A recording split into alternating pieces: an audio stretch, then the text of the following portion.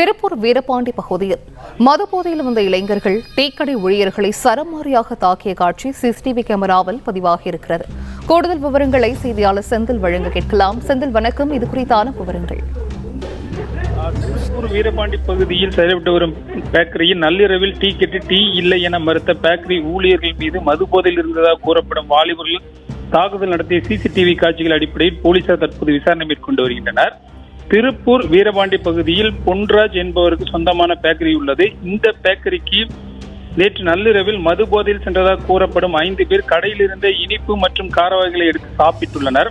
தொடர்ந்து கடை ஊழியரிடம் tea கேட்டுள்ளனர். நேரமாகிவிட்டதால் tea இல்லை என கடை ஊழியர் கூறியதால் மதுபோதையில் இருந்த வாலிபர்களுக்கும் கடை ஊழியர்களுக்கும் வாக்குவாதம் ஏற்பட்டுள்ளது.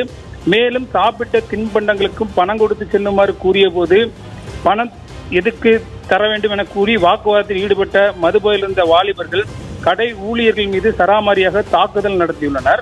இதனைத் தொடர்ந்து அப்பகுதியில் ரோந்து பணியில் ஈடுபட்டிருந்த போலீசார் சம்பவம் நடந்த பேக்கரிக்கு வந்து விசாரணை மேற்கொண்டுள்ளனர். மேலும் விசாரணையில் வாலிபர்கள் மதுபோதையில் இருந்ததால் அவர்கள் வந்த இருசக்கர வாகனங்களையும் பறிமுதல் செய்து வாலிபர்களின் விசாரணைக்காக காவல் நிலையம் அழைத்துச் சென்றனர்.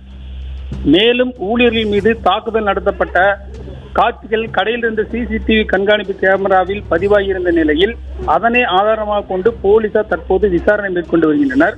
மேலும் தாக்குதலில் காயமடைந்த பேக்கரி ஊழியர்கள் தற்போது திருப்பூர் அரசு மருத்துவக் கல்லூரியில் சிகிச்சை பெற்று வருகின்றனர்.